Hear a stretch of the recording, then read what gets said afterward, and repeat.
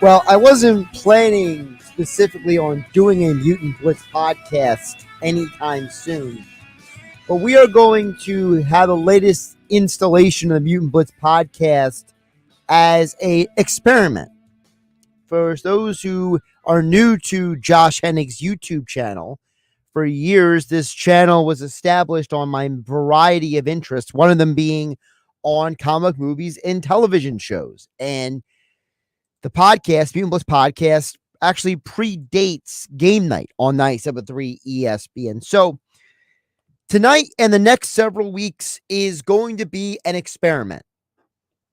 And what do I mean by an experiment? Well, the idea is that if we do this show for the next several weeks, and all of you who like, subscribe, share it with your friends, me reviewing, like today's episode, Black Adam, the movie that just came out from DC Studios. I'll give a review and explanation of She-Hulk. I'll give a review of some other things. Obviously, Black Panther, Wakanda Forever comes out in 2 weeks.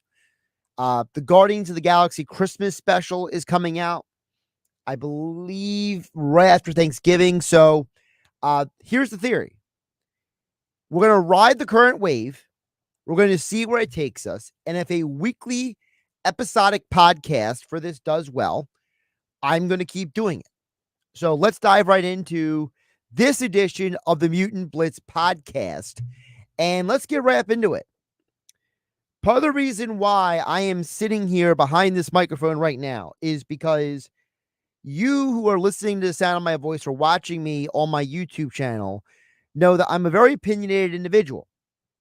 And frankly, I'm very disgusted by the state of the content on the internet when it comes to reviewing and analyzing and looking at comic book movies and TV shows. In fact, I think we're at a point now where there's only one or two legitimate channels anymore.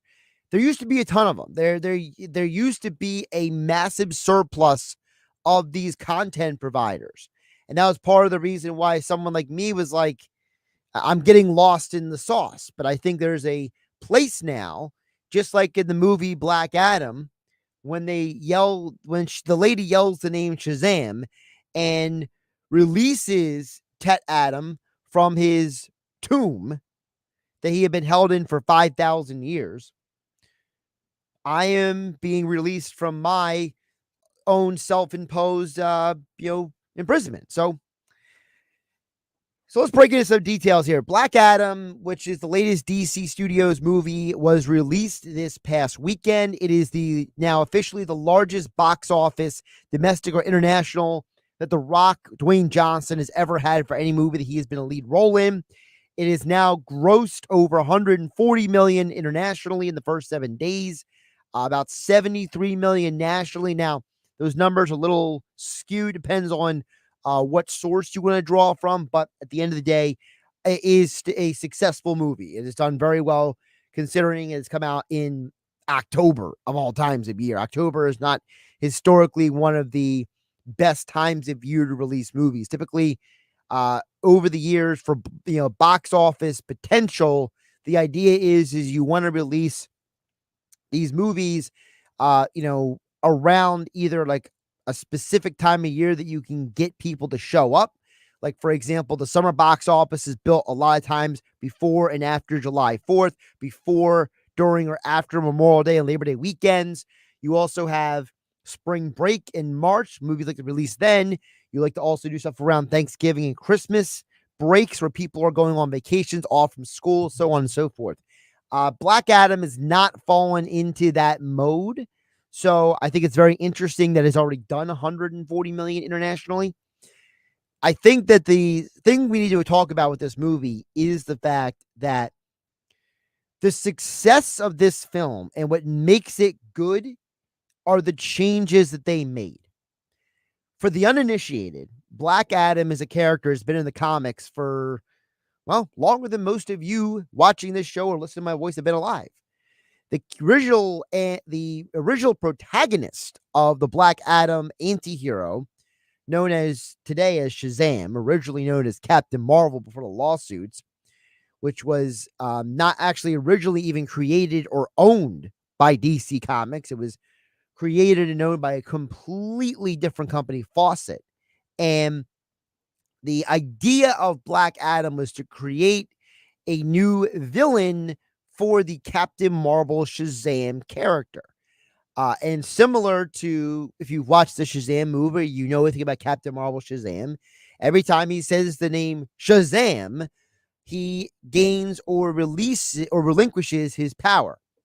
And what makes these two characters interesting is that Shazam, according to science fiction myth, he gets his powers from the Greek gods, okay? Whereas Black Adam gets his powers and strength from Egyptian gods. So while they have equality in power and ability, there is still some similarity there as well. But the original comics was the way they wrote the story is not something that can work today. Black Adam in the comics was from another planet. He was an alien. And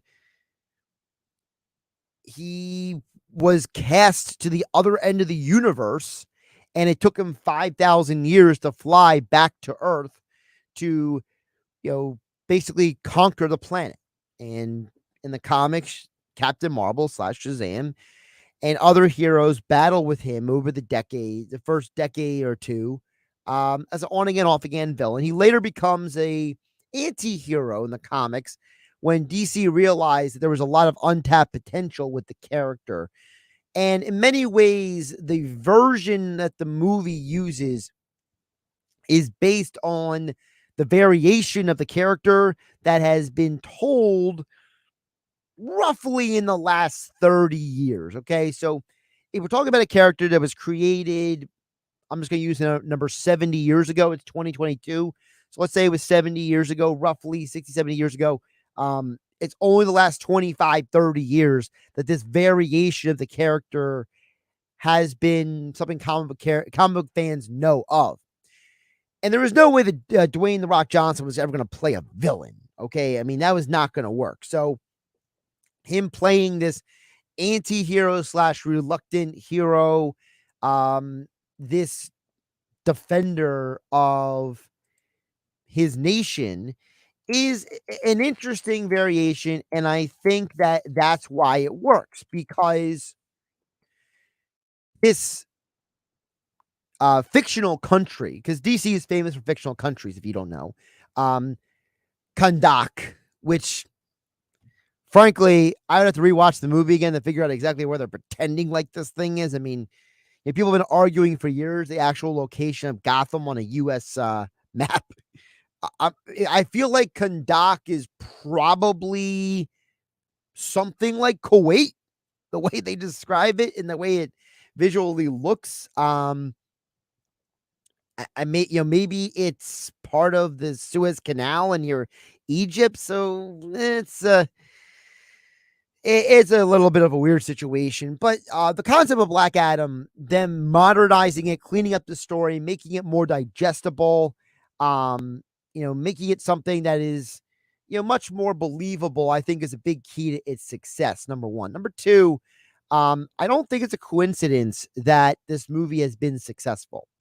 Because when you think about where DC has gone wrong and what Dwayne "The Rock" Johnson has built his entire action movie career and success on, it's the idea that we're going to do something different. And Dwayne has always tried to do things differently and not be just a follower of trends. Almost every character you've ever seen him do in every movie, from The Rundown, The Walking Tall, to the Fast and Furious movies, whatever role he's been in, and the comedies with Kevin Hart, he's always been playing characters that are as original as he can get them to be. And the success of this movie is that you had to change the storyline, you had to modernize it, you had to clean it up, you had to make it make sense. So, instead of it being this guy goes to Egypt, freezes people, and tries to conquer the world, it gets cast out and comes back. Instead, I like the fact that they tell a story at the beginning, and through the process of the movie, you find out that the legend of him, the legend of Teth Adam, is actually a lie. And you find out that the man who they released from his prison was actually the father of the original Black Adam.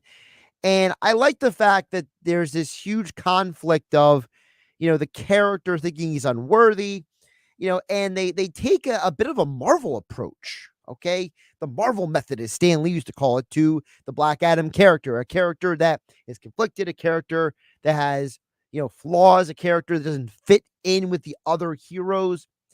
And I think that it does a great job at establishing his place in the DC universe. Let's get into some of the further details, what I like and didn't like about the movie.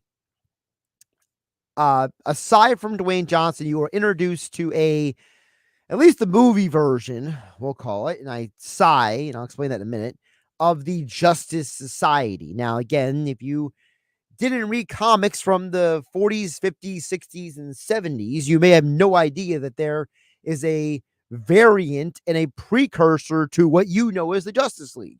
It's called the Justice Society of America. And originally, it had their own version of Green Lantern, their own version of the Flash, but they also had other characters like Atom Smasher, Dr. Fate, Hawkman, and other people who, when comic books went through their period before what people know as comic book history today, they trace back to the 1960s, but there's a precursor before the 1960s that is connected to what happened in the 40s and 50s. Characters like Namor, who will be in the upcoming Black Panther Wakanda movie, came from the 1940s. The original Human Torch was from actually the 1930s. Captain America was the early 1940s. The Justice Society of America was the 1950s.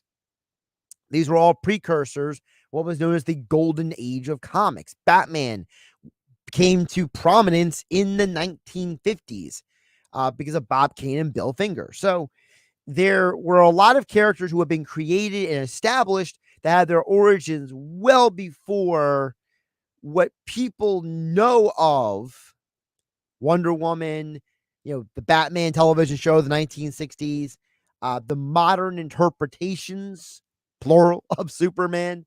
So that's where a lot of these characters come from.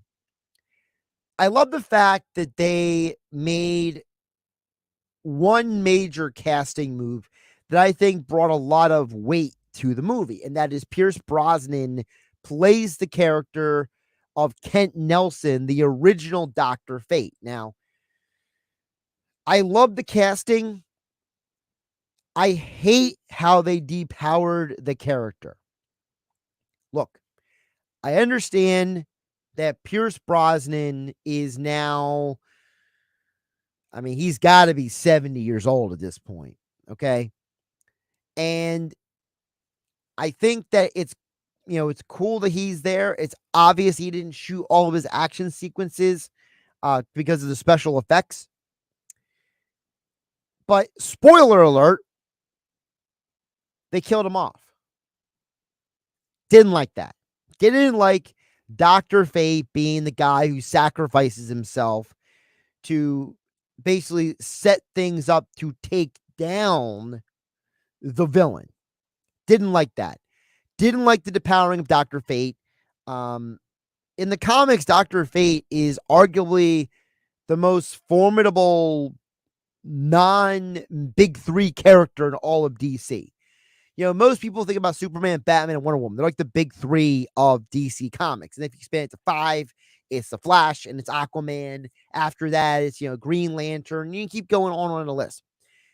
Dr. Fate's down the list. But Dr. Fate is basically the guy who comes in, and the way they wrote him was to be a guy who could do anything. They also changed Dr. Fate's origin a little bit, and maybe that's why they depowered him. They made it that he's now the master of order. He is not an agent of order, because when you put on the helmet of Naboo, Dr. Fate is basically possessed by this ancient being known as Naboo. Now, depending on what version of Dr. Fate's origin story you go by, it's either Naboo was a guy who took on the powers of the Bee Doctor Fate, and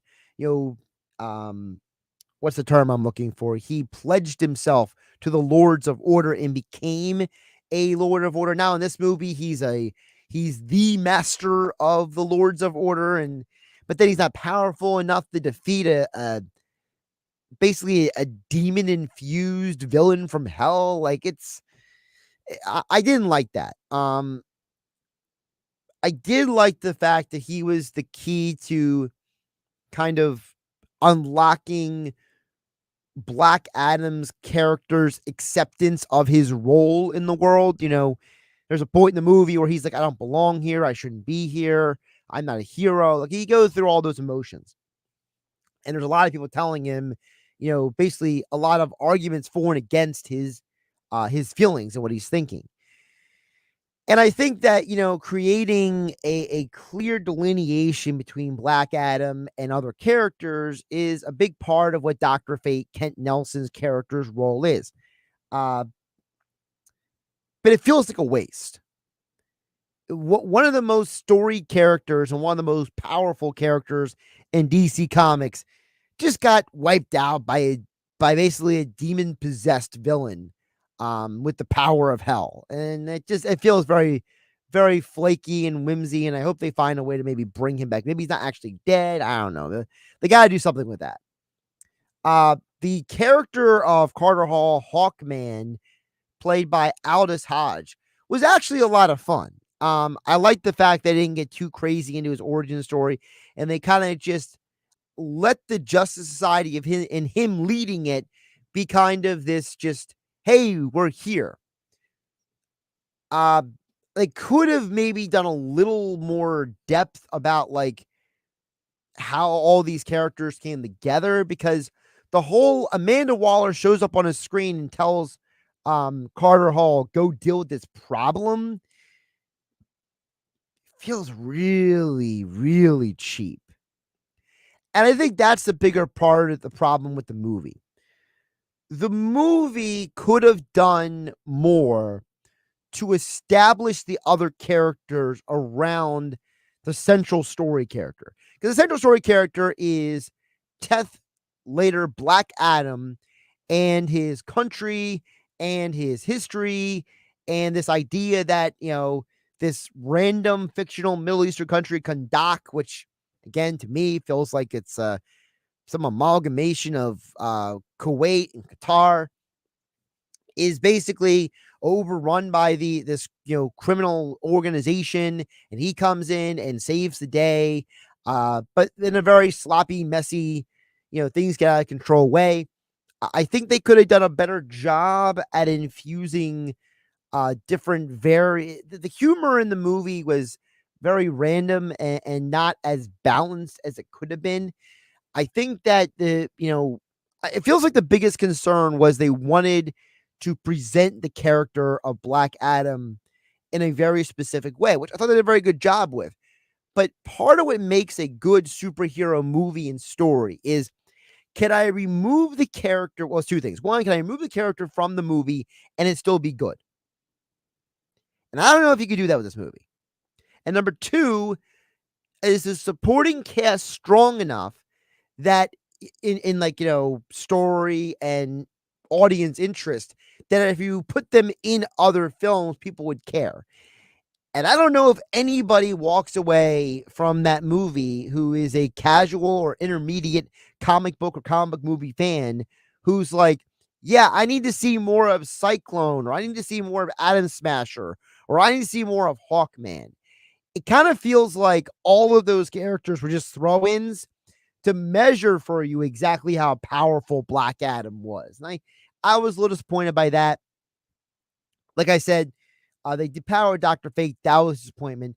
But I think overall, it's still a good movie. I don't think it's a bad movie at all. If you're asking me to give it a 5 stars, out of 5 star, like, what did you rate it? I'd say probably 3.5. It's definitely an upgrade over a lot of other DC movies that have been out in recent years. Harley Quinn and the Birds of Prey, definitely better than that. I don't know if it's better than Shazam, But you can tell DC is trying to go in a direction. This is where we'll wrap up here on the podcast. DC is trying to go in a direction with their new studio executives that they're trying to say, we're not going to ignore everything that happened before, but we're trying to move the franchise forward. And instead of trying to compete mano a mano with Marvel, what they're trying to do is they're trying to create something that is worthwhile for the audience. So even though the audience might not come out in the same, like, I guarantee you Black Panther Wakanda Forever is going to make more money than Black Adam will. Not because Black Adam is a bad movie, but I think there's a lot of things that go into a brand new character that nobody's ever seen. Most people have never heard of. You're introducing it to an audience that only diehard fans actually know his history of, like me. And you're translating that character in a way that you want the audience to attach themselves to. So I think the movie overall is good. And it's obvious what DC is trying to do. DC is trying to take these new movies like James Gunn's Suicide Squad, the reboot of the Suicide Squad, and what they're trying to do with the Batman, the Matt Reeves movie, which is the origin story, which I guess is based in the 90s, but they still have 21st century technology. I'm confused by that, but I move on. What they're trying to do is they're trying to paint the DC universe in many ways in the way that would be a modern interpretation of the original intent of some of these characters. The analogy that is most accurate is back in 2000, 99, 2000, Marvel Comics, in their emergence from the bankruptcies, launched a comic line called Ultimate. And the Ultimate Universe was, what if everything that happened in Marvel Comics happened in the year 2000, right? Or in 1999, or in 2022, or, what if 9/11 happened? What if real world events were happening in Marvel Comics? How does that work? What happens? And the Ultimate Universe was successful because it was a different storytelling of the characters people beloved and had grown to love and appreciate. And there was a lot of good things that came out of that comic that were used later for the movies that everyone loves. Black Adam and the Batman feel like this is DC trying to Ultimate Universe these characters, trying to modernize the characters, trying to reestablish them in a way that they can work with and play around with and, give the audience something fun. Because at the end of the day, you're not going to watch any of these movies for some, Oscar level performance. You're doing it just to be entertained and have some fun.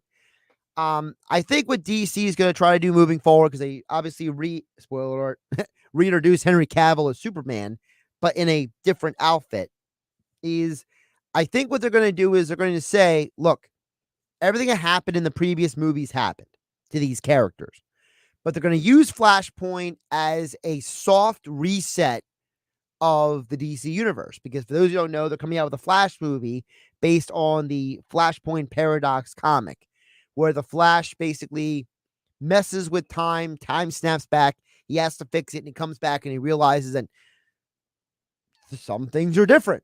And I'm sure that one of those things will be, certain characters just being different, maybe different actors, maybe different, story arcs that got them there or whatever. We'll figure it out. The problem with DC, as always, though, is that they're at the ground floor right now. Discovery just took them over. You have just announced recently the new heads of the studio. They're a far way away from being what Marvel is, which is a well-oiled machine with stuff planned out until like 2026, 2027. But Marvel has, DC has stuff planned through 2024. So it's like they're not even the same dimension right now. They're not even the same universe in terms of relativity. But I think that seeing James Gunn leave Marvel after the Guardians movies and go to DC is an example of, as Stan Lee called them, the distinguished competition, DC Comics, or Detective Comics as they were originally named. The idea is you're going to these characters and these writers and these directors and these actors, and you're saying, we're not here to compete with Marvel. We're here to be the best version of ourselves. And frankly, I don't think you could have introduced Black Adam any better than they did. Could there have been things they could have changed with the movie to satisfy people like me? Sure. Okay. Introducing Superman at the end felt like a kind of like a hat tip to the movie fans and the comic book fans to say, hey, we're not ignoring, we're not neglecting, we're not dismissing what happened in the past. We're just playing things out differently. And I'm okay with that. Just don't tell me that, Black Adam is better than Thor Love and Thunder and we'll be fine. Because at the end of the day, Thor Love and Thunder is a movie built on a decade plus of stories and characters and character development and character relationships and audience stuff, audience, falling in love with, hating, loving, enjoying, frustrated with, all these different things with these characters. And Black Adam is literally on the ground floor.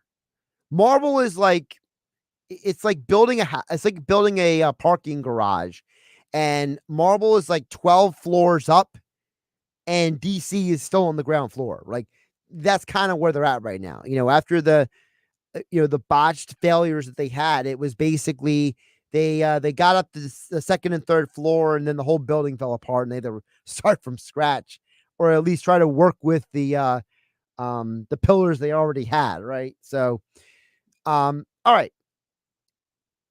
Mutant Blitz is back. If you enjoy the episode, like, subscribe, share it with people. Again, this run of the show, this is the third iteration of the podcast. Okay.